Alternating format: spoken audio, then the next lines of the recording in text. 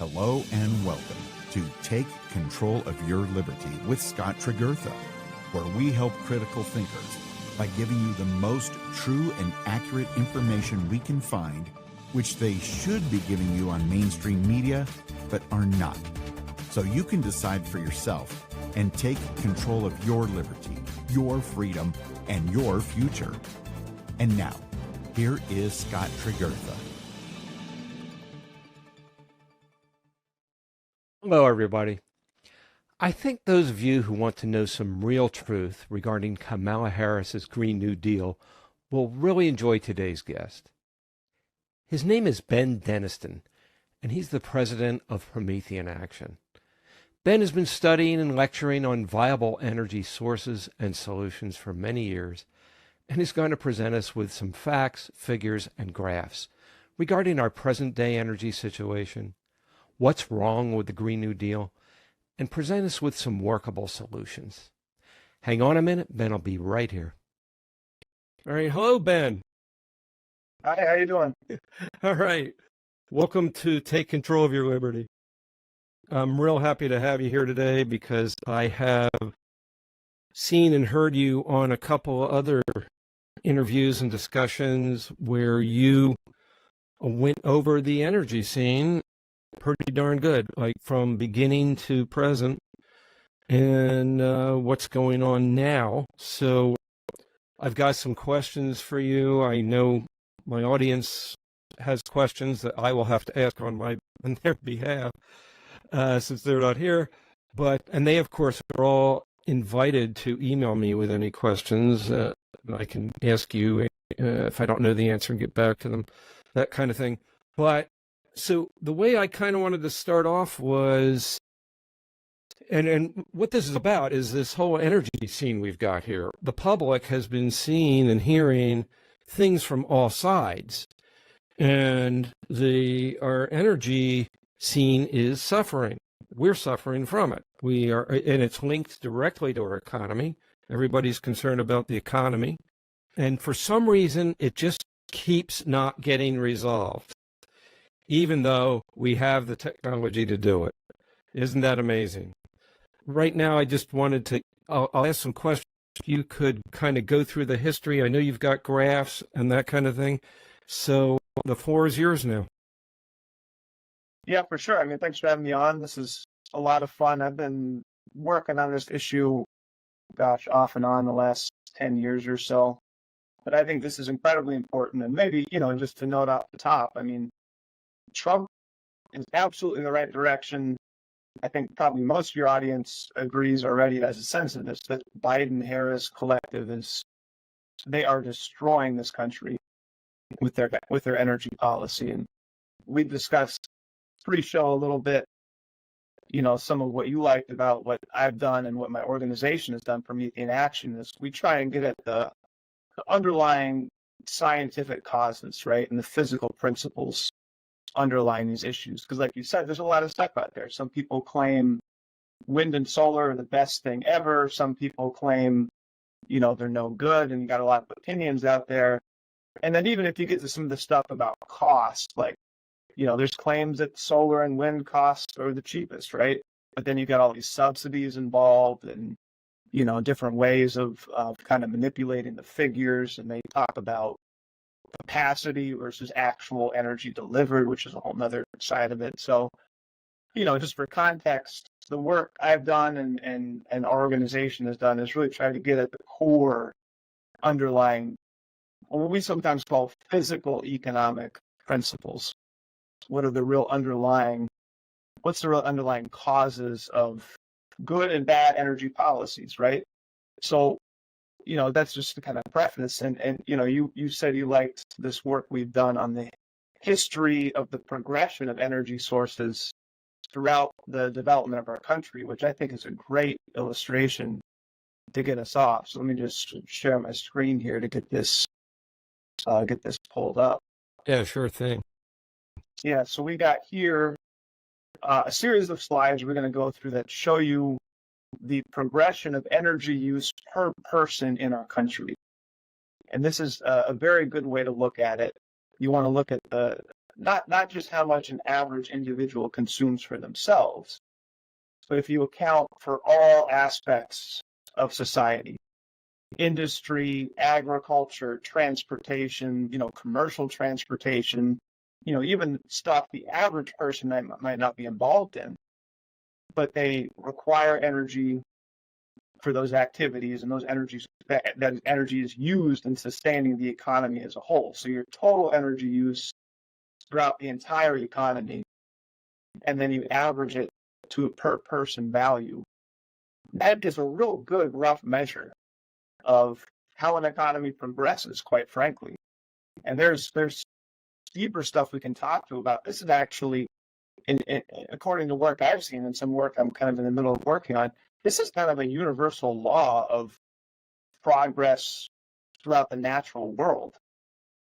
Jumping around a little bit here, but, just to kind of put this in a little bit of context, if you look at the evolution of life and how life has evolved and got more complex, not necessarily the Darwinian theory of evolution, not getting into all that, but, if you just look at the empirical record of how life has gotten more complex, not necessarily why and how that occurs, which is a pretty fascinating question itself. But if you just look at how life has gotten more complex, more powerful on the planet, more advanced, that always comes with increasing energy use throughout the system, right? And then if you even look at things like the evolution of stars and galactic systems and things on the astronomical scale, you actually see the same thing. It's actually pretty fascinating.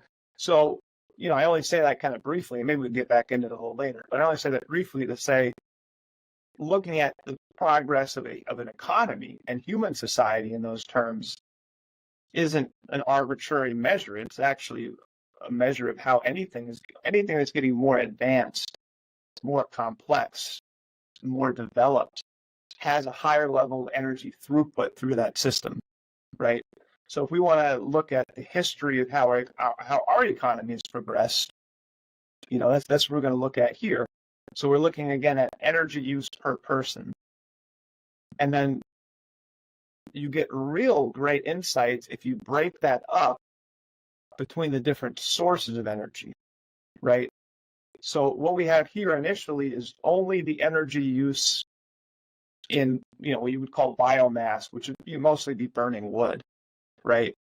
And if you look at the first, say, century, almost 100 years of the existence of our country, that was the major source of energy. Yeah, here we're not including animal powers. That you could include that too.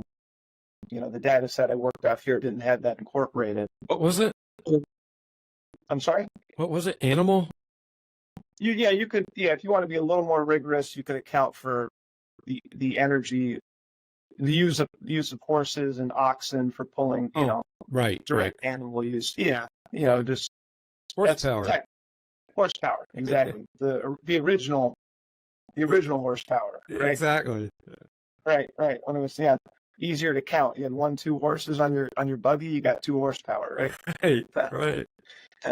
So so this is mostly looking at combusting of energy sources, right? The burning of energy sources. And what gets really interesting is if we look at the next step, we can see that at a certain point, when the Industrial Revolution is really taking off, and you get the amazing technological explosion associated with heat-powered engines and steam engines, we see that the use of wood, the energy used per person for wood and biomass in general declines, and it gets supplanted by coal as the new primary source of energy. But it doesn't just get supplanted. The use of coal takes us to a higher level per person, right? And on the right, you can also see some figures here that show us the energy density of these different fuel sources. And that's also a very important factor.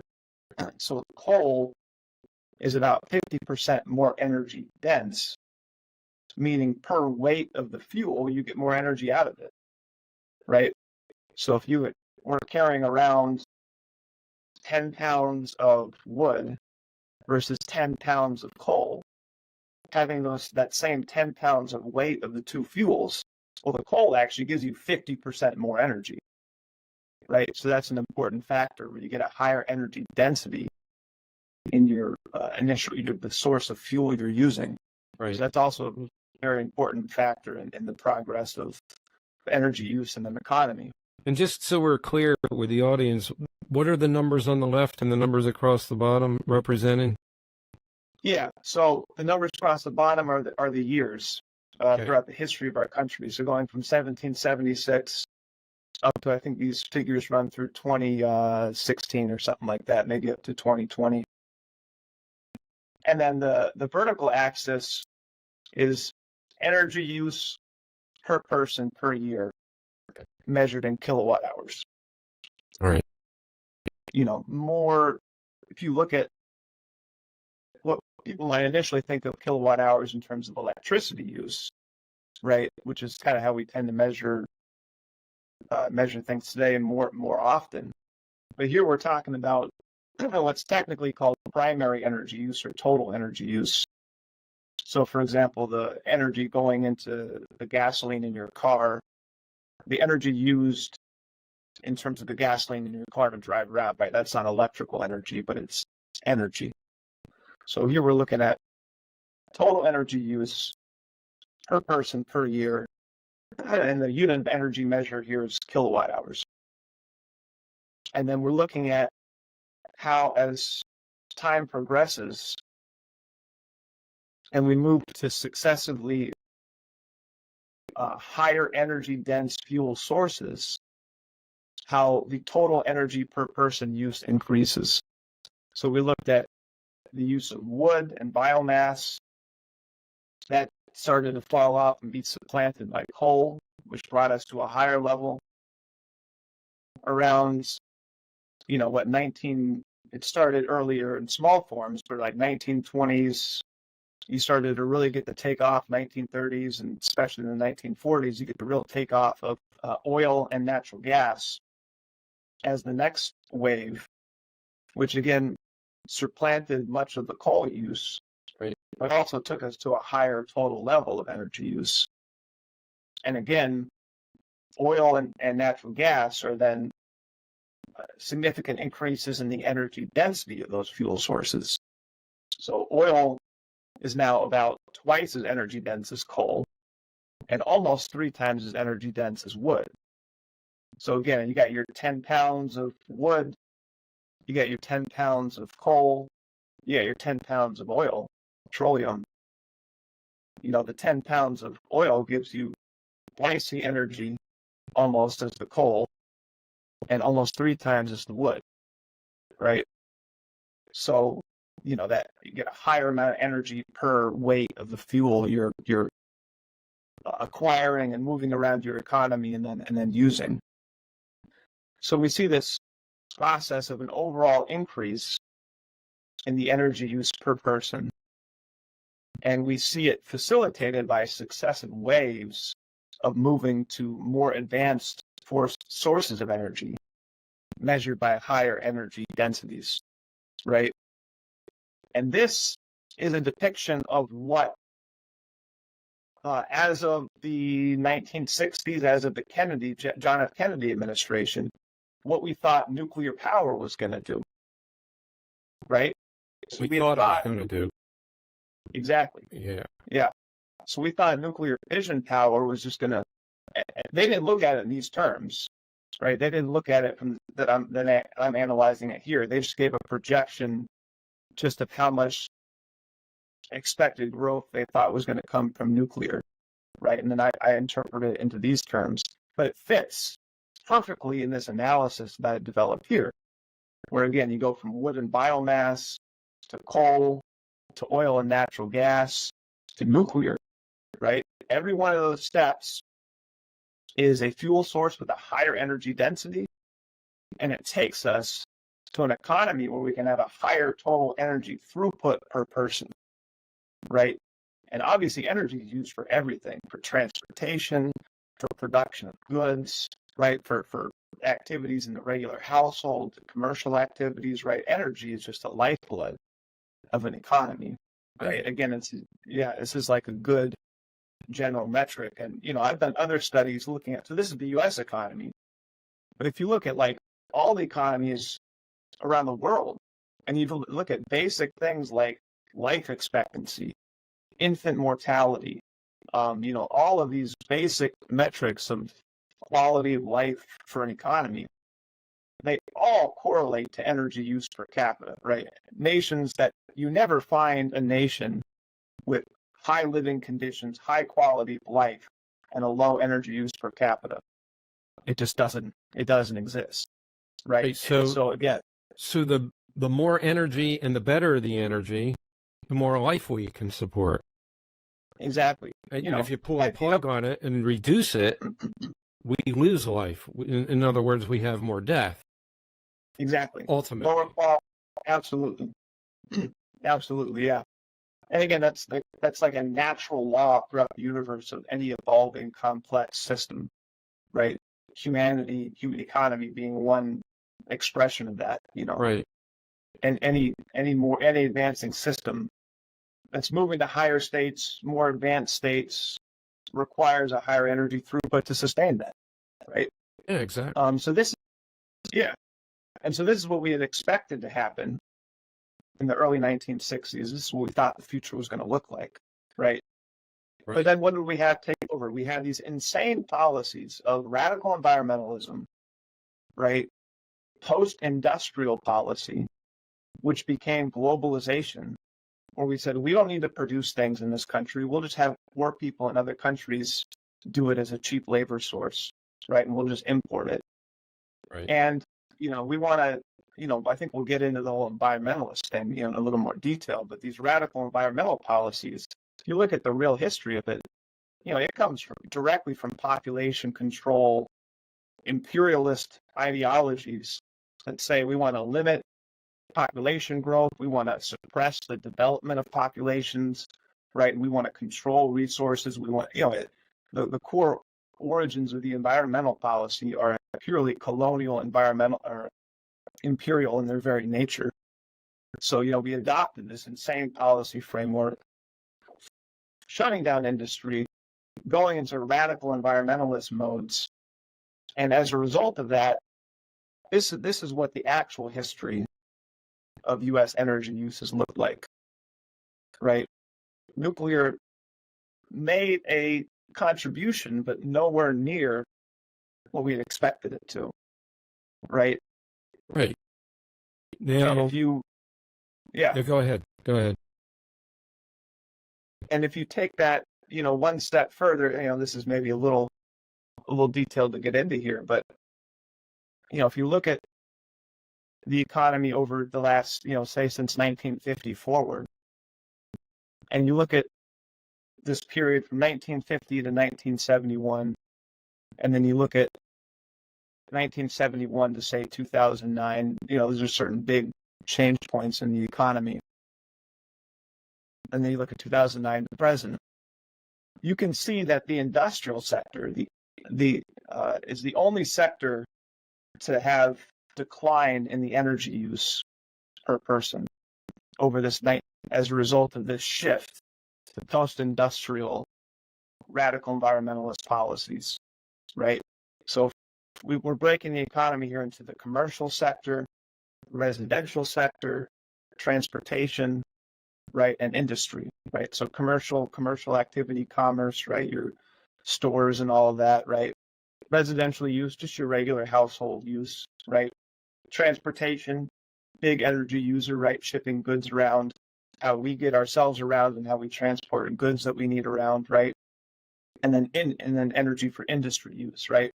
This is kind of a standard way that energy use can be broken up in the economy.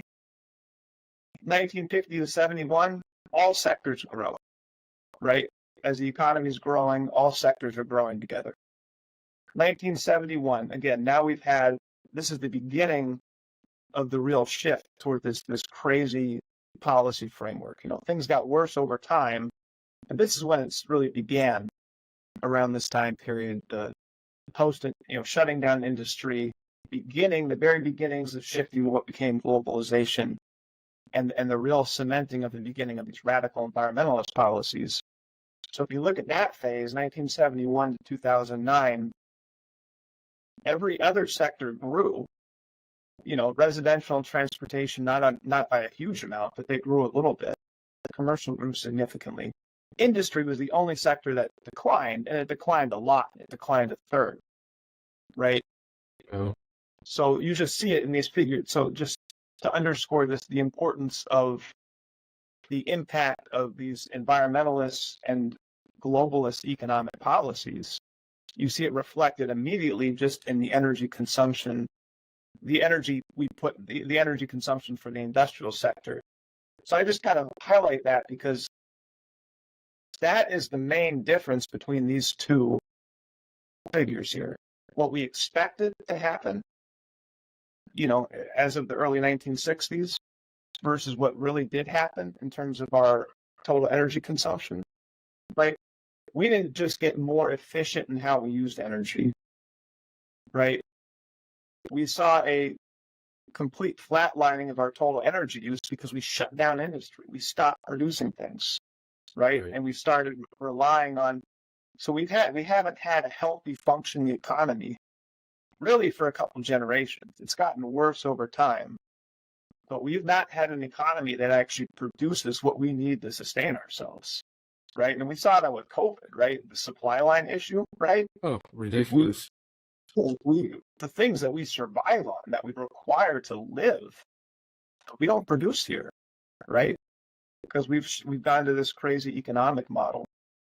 So hopefully that gives people kind of a maybe a little bit in the details on some of that. Hopefully that gives people a sense of, what a healthy, progressing economy does, what it looks like in terms of energy consumption, and where we fell off that track starting in the 1970s. And, hopefully that implies what we need to get back to, which is, if we want to do what Trump wants to do, which is absolutely right, become a manufacturing superpower again, build in America again, do this onshoring, produce what we need of core products in this country. You need a dramatic increase in energy use, energy consumption, energy supply to make that happen. So hopefully that gives some context as to why the energy issue is so important and seeing it through the historical lens of the development of our own country. It really does. And that's why I wanted you to show this. Literally, so what we have here is we have a society that progressed, from before the 1700s through to, short time ago. And it was progressing out of a desire for survival, a desire to live better, creating inventions and all kinds of electricity and all kinds of better ways to live. So it was progressing and progressing and progressing until, a generation or two ago. And then all of a sudden it takes a nosedive, levels off and goes down. And we stop producing or cut way down on it. And we have less energy, and we're fighting with each other, and we're all worried about the prices going up. We don't have enough food. We don't have enough this and that. We have a million ways that corporations are coming up with to reduce the costs of food and necessities, but they're not doing it by making them better. They're doing it by reducing the value of them, actually. So why would we do this? We were progressing. Why would we? And we have more and more means to progress now. We have not exploited nuclear anywhere near its potential. So why would we turn around and go the other way? Yeah. That you could also ask, why is the Biden administration, why has it done half the things it's doing, right? Biden-Harris administration. I want to make sure she stays linked to that. Yeah. Right. And those are the names up front, right? Who's actually running the show? I don't know. I don't know how many. I don't actually know. It's clearly some kind of technocratic cabal behind these guys because Biden's been out of it for years. Harris certainly doesn't look like some brilliant figure. Those two aren't deciding anything. Absolutely not. No. Yeah, I mean, this is, to put it in the terminology that's kind of become more known and kind of popular recently. I mean, we've had presidencies and governments that, for the most part, over this time period, they're focused on the last couple of generations. Their primary allegiance has been to a globalist cabal that is operating under a policy of managing the world population, trying to limit population growth, trying to limit resource use, and trying to control resources and control wealth and control value on the planet. And they're trying to do it by suppressing and limiting the ability of nations, including the United States, to develop and advance and utilize resources and become, more powerful forces on the planet. In a certain sense, it's kind of not all that different than, what we fought the American Revolution against, the idea of, this British Empire, which, Right. is a force that, it kind of operated through a country to a degree, but it was more of a global oligarchical imperial system that tried to manage other territories around the world, control them, control their resources, extract their wealth. And one of their key objectives was to make sure none of those other territories or nations or populations develop to become economic powers that could challenge the power of the British Empire, right? That kind of general strategic framework hasn't, changed in its most fundamental sense. I still think it's still the core kind of political strategic battle is, those kinds of globalist forces, is, what I would call oligarchical forces, trying to control nation states, suppress their development, limit their development, and exert control over them and make sure that they can't become forces of power that challenge this elite's control, right? And I think this oligarchical elite has a particular concern and hatred for the United States because of our history, because of our ability, because that we have represented a real opposition to that kind of force. We created a nation that was able to control our own future, determine our own rate of progress and development, and protect ourselves from these kinds of elite oligarchical forces for, extensive periods throughout our history. So, people need to think about that in these terms. And a more modern form of that really is, and kind of hinted at this a little bit, is the environmentalist movement. And this is something, the history of is actually pretty fascinating. Fascinating is one word, I guess. Kind of amazing how blatant it is that, leading proponents of eugenics, like Julian Huxley, it was a particular figure in this. People kind of know his brother is a little more infamous, Aldous Huxley. He was big in the counterculture, huge proponent of drug use. Has some pretty wild, famous quotes where he talks about how pharmaceutical drug use can be used to basically enslave populations mentally. But his brother's not really as well known, but probably was worse in terms of his influence, his impact. He was one of the leading founders of the eugenics movement in the United Kingdom and in the British Empire.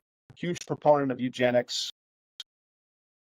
You had Prince Bernhard, who was a prince of the Netherlands, who was, despite being from the Netherlands, collaborating with the Nazis, and there's a lot of evidence indicated he was actually part of the SS or collaborating with the SS and Nazi intelligence and helping them, with their objectives.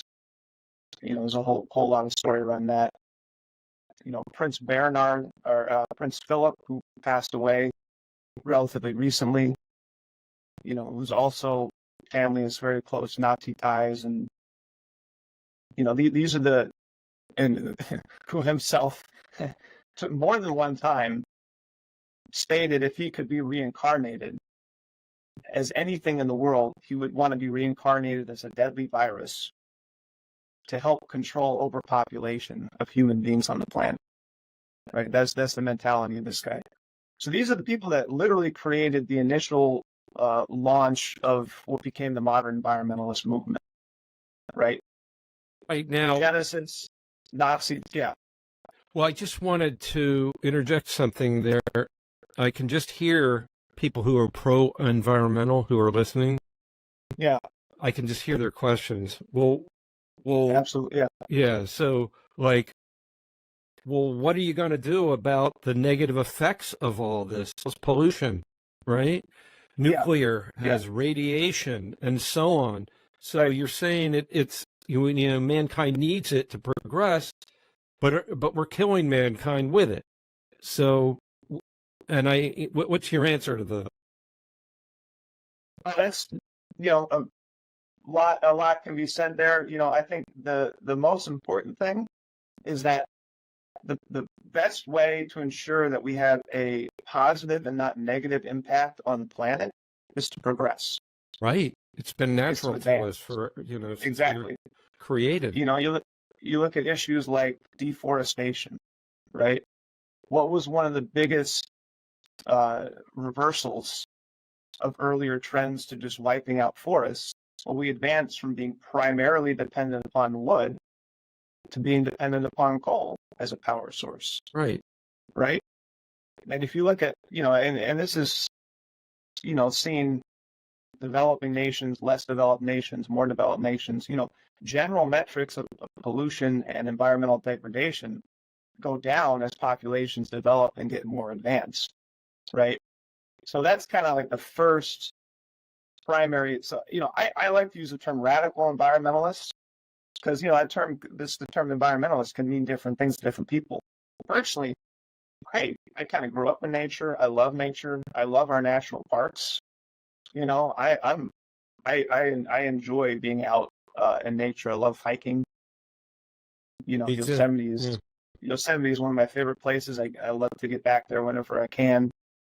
So, the general idea that we shouldn't be completely wrecking the planet, I think is, I agree with that. I think that's pretty much common sense. I'm certainly not taking issue with that. The problem is that these people, right, again, people that believe in eugenics, that believe that, different races are superior to others and we should eliminate entire sections of the population because they deem them to be undesirable, right? People that were directly backing and collaborating with Nazis, right? People that believe mankind is a virus on the planet that should be, the vast majority of which should be wiped out. These people took what would be common sense concerns about not completely screwing up our planet and our environment, and they used that as a front to promote their population control agenda. Right. Mm-hmm. That's the radical environmentalist movement, right? And, they way overplay, there's certainly been issues where, we want to eliminate and get past pollution, right? The coal plants we have in the United States are way cleaner than what they used to be, right? In terms of what they put out, as a byproduct of burning the coal. And that's not a bad thing. We've made progress in, we've addressed certain things. But, this radical movement and the people that have made policy based on these ideologies have looked for any excuse they can to way overplay some of these environmental concerns, right? And then their objective has been to whatever they can use these excuses to try and suppress development, limit development, shut down development. And that's what we're fighting against. That's the core evil. And if you want to take a bigger picture, which I think is important, on the longer term, thinking the real longer term, you know, life itself is temporary on this planet. At a certain point, our sun is going to go through its natural evolutionary process and create conditions where natural life as it has existed is not going to be able to exist on this planet anymore. Eventually. Right? Yeah, it's very long into the future, but that's true. That's a true reality, right? So the way I view it is that we are the only form of life that can ensure we can actually take life to other planets. Right. You can take it to other solar systems, right? So human progress and development is not contrary to nature. It's necessary for nature to continue to exist. Exactly. And right? If you take a look at things, we don't have all the statistics to hand, but I encourage people to do their own research. Novel idea. But email me. I will do my best to come up with material to back things up that we're saying. And Ben here has even more material to present. But basically, if you trace things, more people can survive by increasing energy than by decreasing it. People die from a decrease in energy. A simple example is, if we don't have heat, people freeze to death. Less food is produced, and so on and so forth, and we can't sustain as many people. When we say the environmental viewpoint is, but we've got to save the planet, well, we are saving the people on the planet by progressing, that as opposed to going backwards. That's just a fact. I invite anyone to challenge that, and if we do our own research together, we're going to get to the truth of that.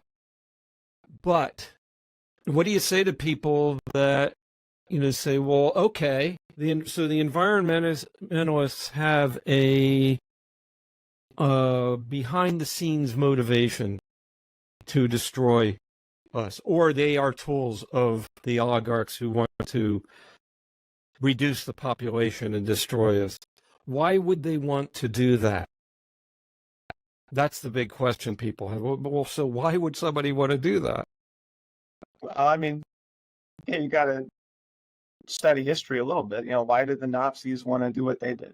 Right, exactly. Why did the British Empire create a genocide in India that was, in terms of numbers of death, worse than what the Nazis did? Right? Why did the British Empire have a famine, create famines in Ireland, centuries before that and wipe out millions and tens of millions of Irish, right? Right. And, so my organization, Promethean Action, we chose that name Promethean for exactly this reason, because the Prometheus legend, the battle of Prometheus versus Zeus, is emblematic of this fight that's, in one form or another, pretty much been a continuity throughout human history, right? The desire of an elite few to control and suppress the vast majority of the population, enslave them in one form or another, limit their growth, limit their development, limit their ability to access and utilize resources and wealth, so that elite small few can control it themselves, right? That's what this Prometheus legend, if you're familiar with it, talks about, right? Ancient Greek story, right? Which is, Prometheus is known as the firebringer, right? He brought fire to mankind, right? And stole it from the gods.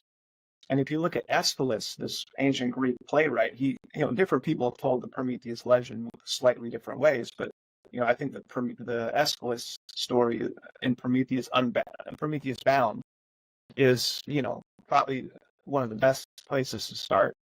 He describes what mankind was like before Prometheus came in and gave fire to mankind. And he describes people just living in terrible conditions, no knowledge, no agriculture, no ability to build housing and clothe themselves. And Prometheus didn't just bring them fire; he taught them all these things. He taught them how to know the seasons by astronomy, so they can begin agriculture and know when to plant. He taught them how to, animal husbandry, how to develop and cultivate domesticate animals.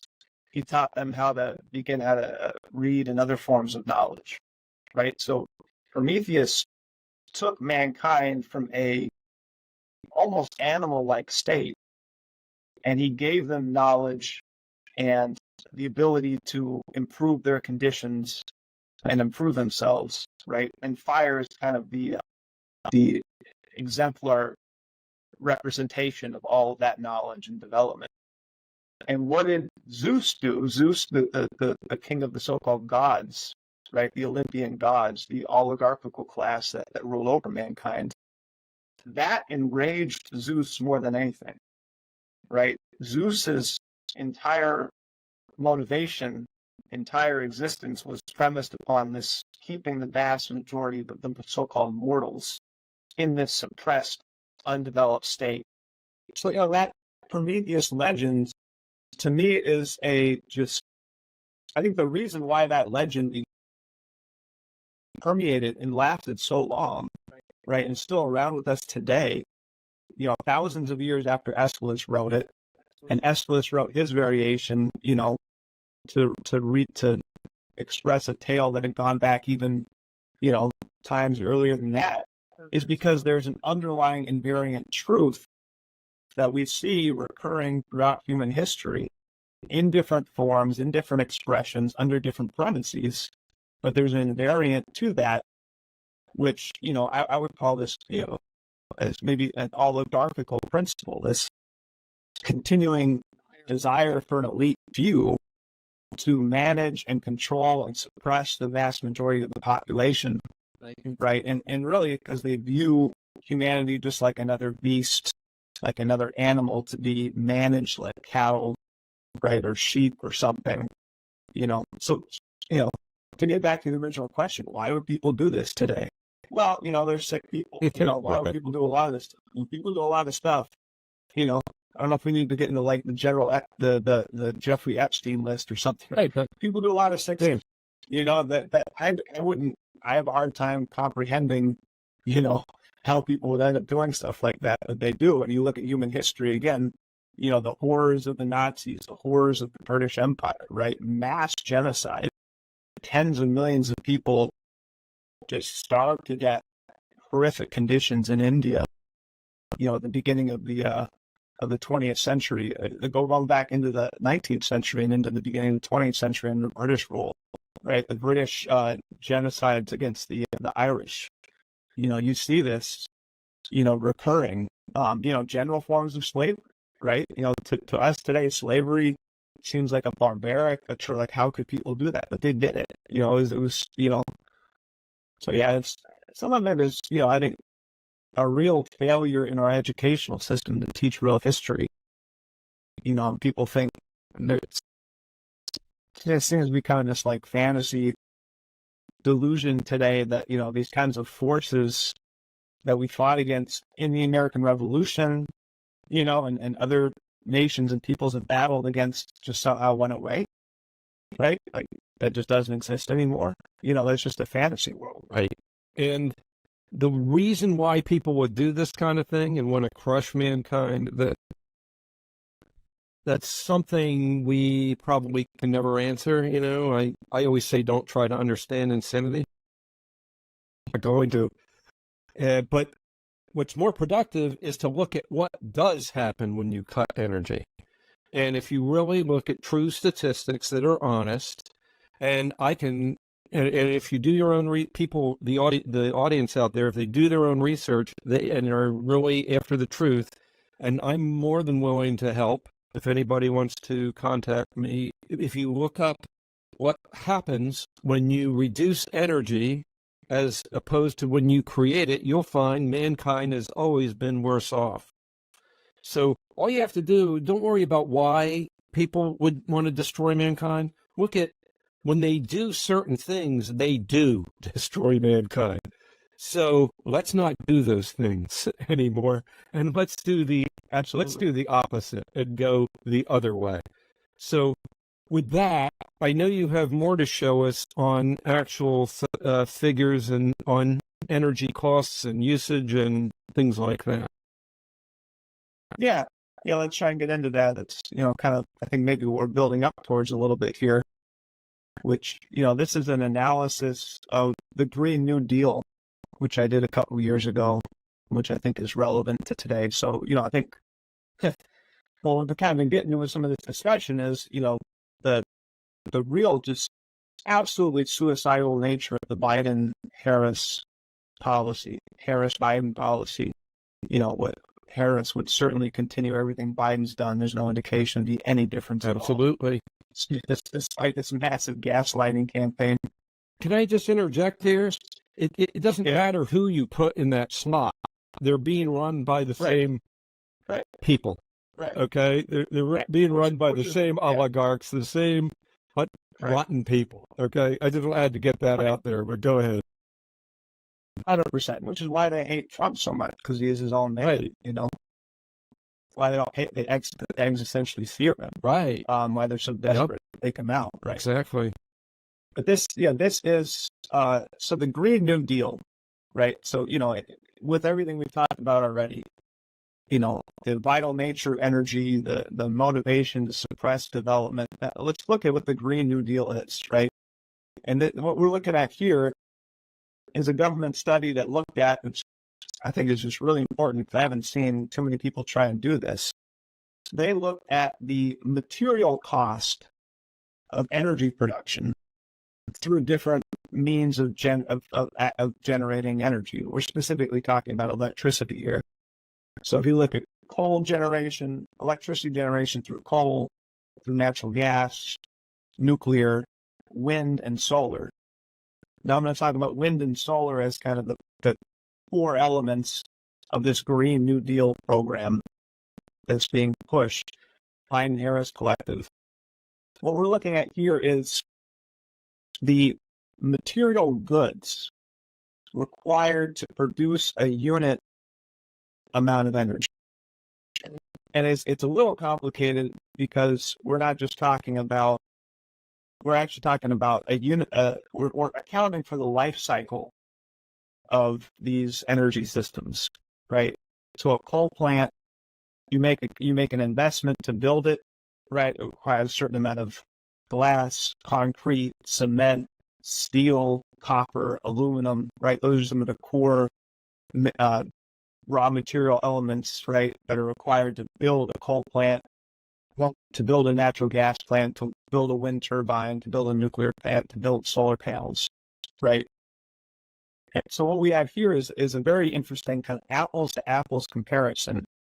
Well, if we account for how long each of those power generation systems is able to function, when we look at the total amount of energy they generate during their life cycle, and if we look at the materials required to build those different components, we see something pretty remarkable, which is the physical cost, the cost of the physical goods required to generate energy from wind and solar is literally an order of magnitude over 10 times higher than these other sources of energy we have, right? The physical cost, the steel, the concrete, right? The amount of material. So people talk about, wind and solar being free energy, right? That's a term that gets thrown around sometimes.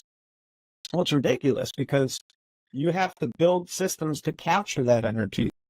Yeah. And one of the most important considerations is how the energy density of wind and solar is incredibly low, right? There's just the sunlight outside available to you is not, if you stand outside all day without a shirt on, you can get a little bit of a sunburn, right?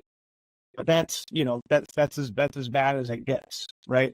Sunlight is not a super concentrated, intense form source of energy. So if you need to capture electricity from sunlight, what does that mean? It's not energy dense, it's not concentrated, right?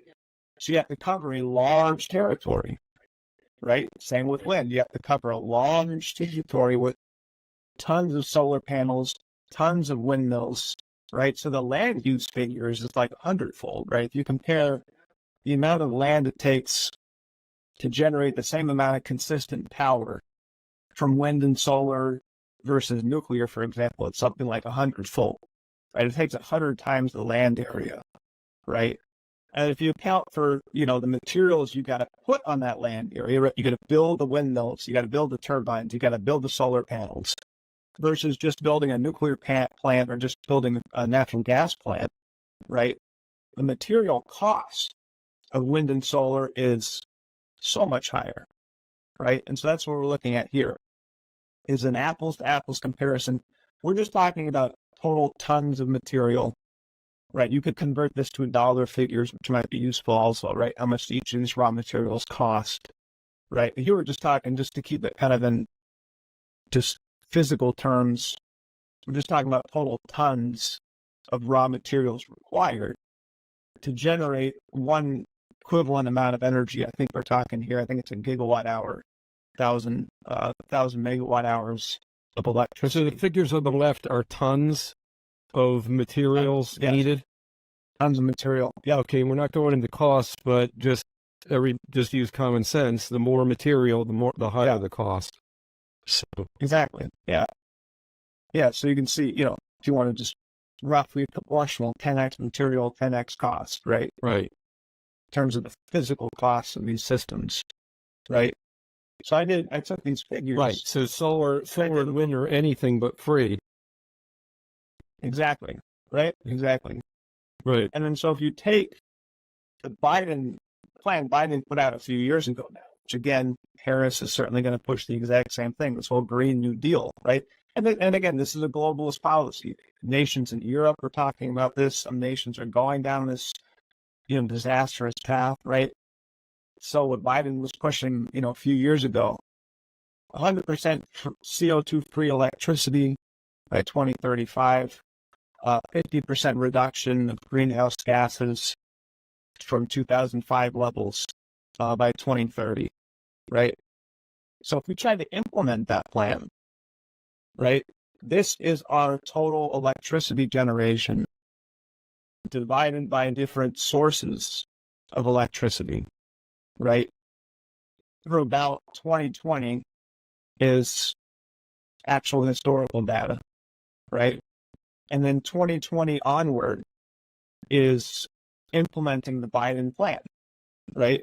So the orange at the top is wind, solar, wind and solar being the predominant sources, biomass and geothermal being not all that significant. Just lumping them all together as so-called renewable, right? Just to use the terminology they use, right? But that's predominantly wind and solar. Green is nuclear. Just for the sake of argument, we kept that consistent. I kept that consistent. And we take natural gas and coal and phase those down to zero, right? And hydroelectric contributes a relatively small amount. We kept that consistent. So basically, if we take our current energy use, right, which we already looked at is not enough, right? We can't reindustrialize your current energy use, right? It's already too small, right? But if we just kept our current energy use, and we basically replaced all coal and natural gas, again, just electricity generation, right? We replaced all coal and natural gas with wind and solar. That's what this would look like in terms of just energy production, right? Electricity generation, right? But what would this look like in terms of material costs? So that's the projection of year over year. How much physical goods we need to put out to generate the same amount of electricity, right? So that blue line, the blue dotted line is just, again, up through 2020, it's historical electricity generation data or electricity consumption data. And then from 2020 onward, it's just keeping that steady. And then the underlying chunk behind that, we're just focusing on steel, concrete, and other material requirements, right? Aluminum, copper, other things, right? Again, just measured in tons, just to get a physical sense, right? It just skyrockets, right? You're talking about between 2020 to 2035, you're tripling the physical cost of electricity generation just to generate the same electricity. Right. Does that sound like a good policy? No, and if you're worried about the environment, we're using more of the Yes. environment to produce less electricity. So This is actually exactly opposite of how all real economic progress has occurred, right. right? All real progress has had this characteristic of increasing your ability to produce more of what you need with less, right? That's what technology does, right? We're able to get more out of less, Yeah. right? And this is going exact opposite. This is saying we got to triple the amount of physical inputs required just to get the same thing. Right. Right. So when we say the Green New Deal is suicide for the economy, again, so remember, energy underlies everything. Right. Right. Everything involves energy. Right. So if you're tripling the cost, roughly, that of energy that permeates the entire functioning of the economy. Right. From production to transportation to commercial activity. Right. It's not just your bill at home. Right? It's the goods you buy. It's everything, right? And this is just looking at electricity. These guys want to then replace all cars, which run on gasoline, obviously, with electrical motors. And that would be a whole nother, a level of insanity on top of this in terms of the physical Very cost. insane. I just wanted to, I'm glad you brought that up. I just want to mention something about that. It's taking fossil fuels mostly to produce the electricity that's put into the batteries of these electric cars, correct? And anybody can look that up. Don't take my word for it. That's a fact. Yeah. No. So it's not doing anything to reduce fossil fuels or save the environment. That electricity is coming from fossil fuels. It's just harder to get because the batteries aren't good enough yet to hold enough to get you anywhere. And and there aren't enough places to go replenish your batteries. Now, correct me if I'm wrong, I think electric cars are a beautiful idea. If only we had batteries that could hold with a much higher capacity, so you could drive quite a ways without needing to replenish it. And if they were supplied with, let's say, nuclear energy, and nuclear fusion, preferably, then you're not only saving the environment because that nuclear fusion is virtually free, is the cleanest energy there is, believe it or not. And it's almost free. It's virtually free. So you could drive your car forever on almost nothing and not pollute the environment. Isn't that about right? Absolutely. Yeah. So, guys, it's not that electric cars are bad. It's what we're putting into them and what we're energizing them with. It's not. It's not accomplishing a thing. Yeah, and the mandates for it, it's to like force it on us. Let the market do what it wants to do. Elon Musk, produces good cars. Right. And if people want to buy them, let them buy them. It's fine. And they're getting better. The batteries are getting better. Right. And there's always talk about batteries that can hold more energy. And, if it continues to progress, they're getting not too bad in terms of their range and stuff, depending on what you're doing. Right. If you're going on the technology will continue to advance. And if people like those better, let people buy those. And if people prefer their gasoline cars, let them continue to get those. The whole idea, the whole problem comes in this top-down mandate, where they're trying to say, at some places, like some states are actually trying to make it illegal to, produce or sell gasoline motors, in a certain number of years, right? That's, and if you pair that, like you said, currently, wind and solar, the so-called renewables, only produce a small fraction of our total electricity, right? So most of the electricity being generated to charge these electric systems, right, is produced by fossil fuels, right? Right. If they then try to replace all those fossil fuels sources of electricity, wind and solar, you'd have a just death spiral of the economy. Right. The physical costs would be so much, right? You're at least on the order of tripling the cost to combine the electricity, right? So it is an absolute death spiral for the economy. And you see it in forms like inflation and other things, right? Right. I think it's on the right track where one of his big priorities now is to lower the cost of energy as a way to undercut this whole inflation that's been killing people the last 4 years. Right. And that is, a good chunk of that inflation. Some of it is just straight spending, right? Printing money. But some of it has real physical underlying costs by the continuation of this Green New Deal, right? Right. Where they are, they're on this track now, right? We're not very far into it, but they're on this track now. They're trying to shut down coal and natural gas and other sources, and they're trying to enforce, the mass adoption and promotion of wind and solar instead. And that is having inflationary effects because you're massively increasing the physical cost to generate the same product, i.e. electricity, right? Right. Which itself is in a inflationary mode. Again, it's going backwards. So, this again, we talked before, you like some of this work we've pulled together because it puts it in physical terms, where you're doing apples to apples comparisons of the actual underlying physical nature of these energy generation systems. Like if you just go by how much solar supposedly costs for some, some part of the state somewhere. You get all kinds of added funky stuff with, subsidies and other factors they add in to try and make it look good. We're trying to get, what's the underlying unchangeable physical reality of these systems, right? Yeah.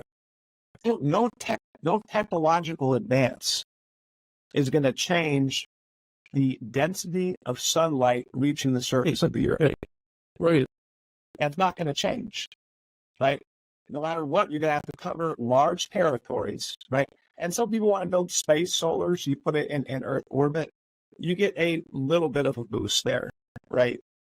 But still, you're talking about an order of magnitude. You're talking about 2 orders of magnitude in land use, right? Between coal and natural gas and nuclear versus wind and solar.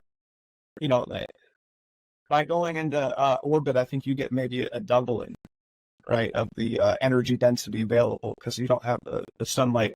More energy is some of the energy is reflected and blocked and absorbed by the Earth's atmosphere, right?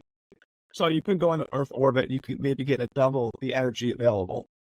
You're talking about doubling the energy density on something that's already 100-fold less than our current modes. It's right. So you're making a significant, right? So there's no, getting a little bit of details there, but the point is, there's no technological change that's going to make solar and wind a higher concentration source of energy.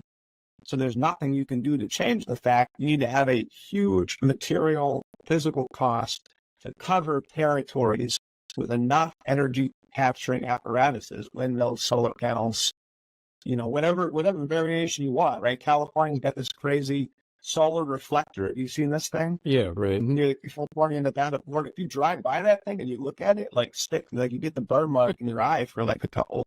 It's just super bright. They have all these mirrors that concentrate all the sunlight into one small point up on a tower, and that through thermal effects of that they generate electricity, right?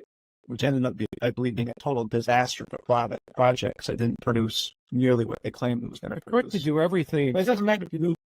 They're trying to do everything except let's cut the crap and get down to producing some energy. Yeah.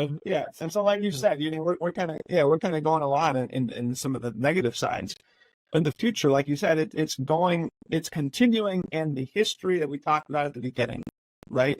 And what is the invariant of that history? Well, moving to higher levels of energy throughput for your economy has always been associated with shifting to sources of energy that are of a higher energy density, not a lower.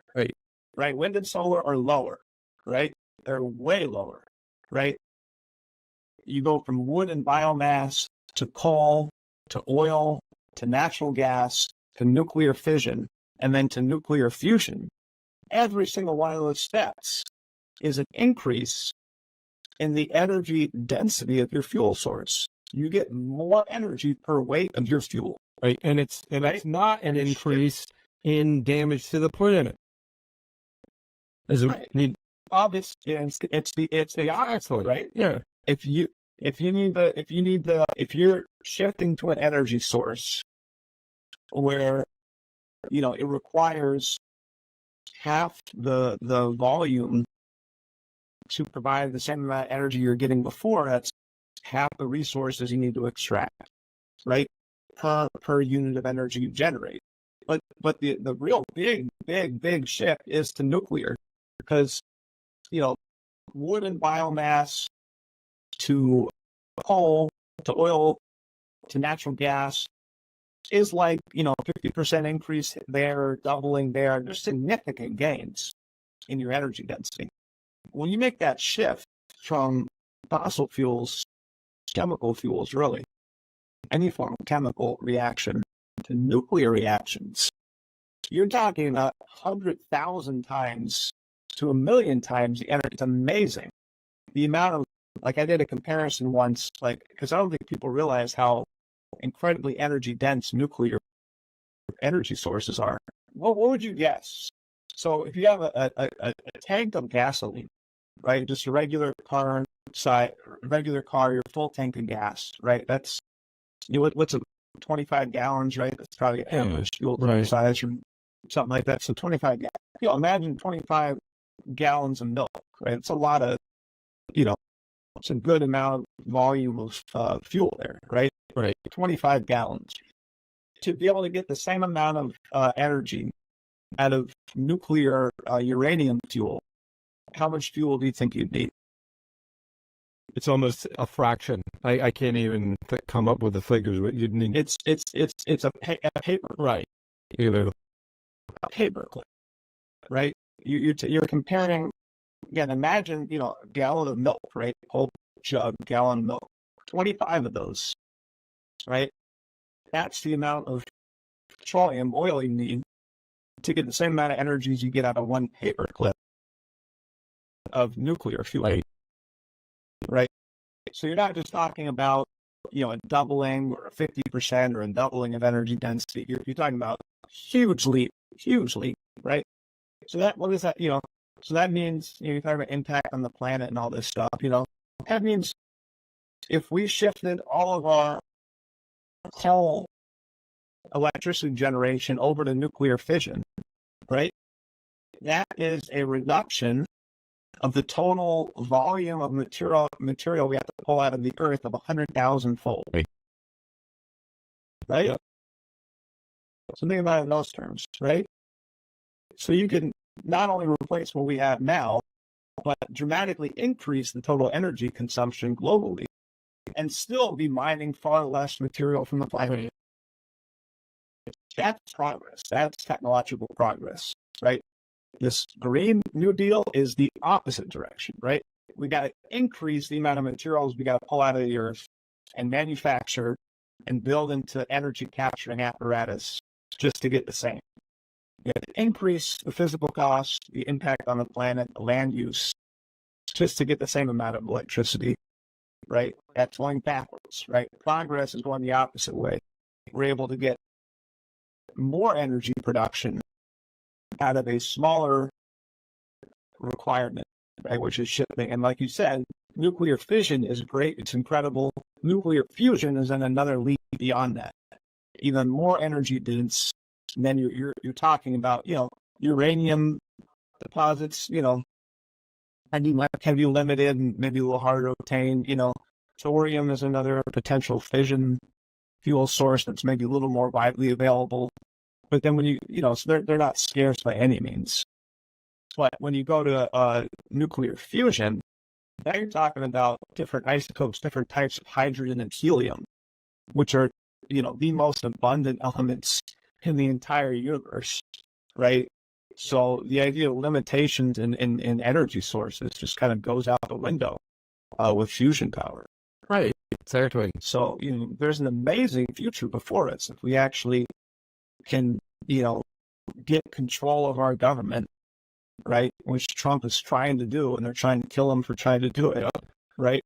And if we can take control of our government and use our government for good purposes, right? For the betterment of our own population, right? For the improvement of the lives of our posterity, right? For the principles of our Declaration of Independence, right? The idea that, we founded a Republican form of government where the government serves not just the arbitrary will of the people, but it serves the best interest and the general welfare of the population, which is, the progress, the development, the commitment to ensure that each new generation has a better future and is better off than the generation before, right? Right. We can secure, if we can secure a government that's committed to that and continuing that, immortal process of development, we can have an amazing future before us, and that also opens up, a whole nother discussion on the end of space travel, all this talk of, the environmental concerns and the planet and all that, we've got a whole solar system out there, that can be developed. We can have populations, developing on Mars, on other bodies in the solar system. Another couple generations of serious technological advance, you could be talking about populating other stellar systems. These things they might kind of sound like science fiction put out there, but if you look at where we're at technologically, these things are not that far away. If we actually have a real governments that are able to commit to, helping, frankly, to a certain degree, just not standing in the way of natural human desire. Well, and that's what they're doing. They're standing in the way. Yeah, and protecting us from, these oligarchical elite that want to suppress that development and control and, all that stuff to talk about. Right. And so this going backwards is what the Biden-Harris agenda is. And it's actually not their agenda. It's the agenda of their puppeteers. They are the puppets. And no matter who you put in that slot, they're going to go after the same agenda. And if you want to change things and actually apply some common sense and get things back on track to what got us advanced in the first place, then you want to go for Trump. Absolutely. And absolutely. And just to put it in terms of what we looked at, this is what this could look like. Yeah, exactly. This is going back to our original opening sequence of the development of the United States in terms of energy throughput per person, right? And this is what we can create if we want to reindustrialize, if we want to bring production back here again, if we want to improve the standard of living again, if we want to make it so future generations are actually better off from their parents' generation, right? Which isn't the case anymore. If we want to go back to that, this is what would be required, right? And it's major increase in energy consumption, energy available for use, a major lowering of energy costs, right? And it being predominantly provided as the next wave by nuclear fission and then fusion power, right? And just to kind of close off and back into these same terms, this is what this could look like. Again, this is the opposite of the Green New Deal program, right? Again, the green dotted line is total energy output, total energy provided. And the graph below it are the physical costs, physical requirements to provide that energy, right? So this is what technological progress looks like. This is what real economic progress looks like. Relatively steady physical requirements providing more and more and more output of our needed goods, right? That's technological progress. Like even if we capped our total consumption of concrete, steel, other raw materials that go into producing energy, electricity in particular, even if we kept those constant, if we shift away from all the current wind and solar activity, and we instead focus on nuclear fission and fusion power, we could be doubling our total electricity generation while keeping about the same, if not even lowering physical requirements, right, to provide that energy, that electricity. So I just wanted to close with that to kind of bring it back to some of the initial graphs, because the exact opposite of the Biden program, right? This is technological progress. The Biden program is inherently hyperinflationary and a debt spiral for the economy, whereas this is what real growth looks like. Exactly. And the Biden program is actually becoming the Harris program, always was, really. Absolutely. And yes. she's going to carry this program on. Is going to do that. So that's the long and the short of it. Do you have any more to say at this point regarding this subject? Oh, I mean, this is a lot of fun. I mean, we could probably go on and on, but I think that probably covers a lot. I mean, I to be honest, it's also worth just coming back to, the bigger picture that, again, throughout the development of life on Earth, the development of stars and galaxies and astronomical systems on a largest scale, all development comes with increased concentration of energy use, right? So it's not even just some peculiar thing about that we're greedy human beings in our economy. We just want to keep consuming more energy. It's like, no, that's just what natural progress looks exactly like, right? Right. So all this fear of energy use and this idea we need to reduce and get more efficient and not consume as much, it's not even just bad for our economy. It goes against everything we see about the natural way the universe on the largest scales develops. It's just so, I think it's just fun to put it in those bigger perspectives. I think so too. And this is what I wanted people to see. I hope the majority of the people watching can put it into a much better perspective now. Ben has given you all the ammunition to do that. Are you able to supply me with those charts so and people can get them? Like, they can go to the site or the show notes. I'm not sure where I'll put them at this point. And also, why don't you let them know how they can visit you and your organization and achieve and get a hold of those charts and even more information. Yeah. So you can find us at PrometheanAction.com, or if you just Google Promethean Action, you'll be able to you'll be able to find it come right up. It's PROMETHEAN, Promethean, like Prometheus, but you're Promethean. So that's the name of our organizations. You can find our website there. You can find my work on that website. You can search for me, Ben Deniston or Benjamin Deniston. You can also find me listed in the authors on that site. Go there, sign up. We put out daily content. We're heavily focused on ensuring Trump can not only get into office, but also can implement the policies he wants to implement and needs once he's in office. Obviously the first objective is to get him in there, because it's going to be a disaster if Harris is able to pull off a steal and win this fight. But even if we can secure that first victory, we still need a political movement, because they're going to come at him with everything they got.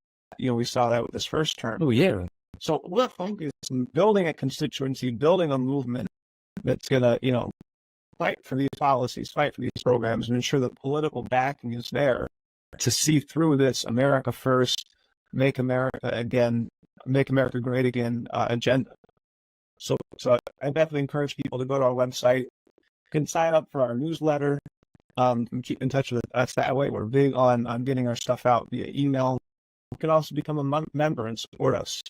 We do special content out to people that are paying members. You can become a member for as little as $10 a month. So I definitely encourage people to get on our site there and at least start following us. If not, help us out if you can. I encourage that also. And I also have the link to their site in the resources page of my site, takecontrolofyourliberty.com. But whether you do it through me or to them, I would love you to wind up there on their site, and you'll be helped and they'll be helped. with that, I really thank you so much for sharing all that. What you brought up here is the stuff I think a lot of us would love to have at our fingertips to discuss with others when we get into these debates over energy and so forth. So thank you very much, Ben, and I look forward to seeing more of you on Promethean Action. Yeah, thank you. It was a lot of fun. Ben, you take care. You too. Okay. Thank you all for listening. Please remember to like or subscribe, or both, depending on what platform you're viewing or listening to this on. And now you have some actual facts and figures regarding our energy situation, instead of a bunch of talking points and propaganda promoted by Kamala Harris and the mainstream media. Just remember, there are vested interests who want to destroy our nation and strip us of viable energy and a workable economy, so they can keep us under their control, have a one-world government, and a world where you'll own nothing, but you'll be happy. They are presently aggressively working on replacing our puppet president with another puppet president, Kamala Harris. Here's something straight from Donald Trump and the 2024 Republican platform, which you can find at donaldjtrump.com. Quote, under President Trump, the U.S. became the #1 producer of oil and natural gas in the world. And we will soon be again by lifting restrictions on American energy production and terminating the socialist Green New Deal. Republicans will unleash energy production from all sources, including nuclear, to immediately slash inflation and power American homes, cars, and factories with reliable, abundant, and affordable energy. Unquote. Compare that and what Trump already did to what Harris already did with Biden. Under Trump, we had gas under $2 per gallon and reduced costs across the board.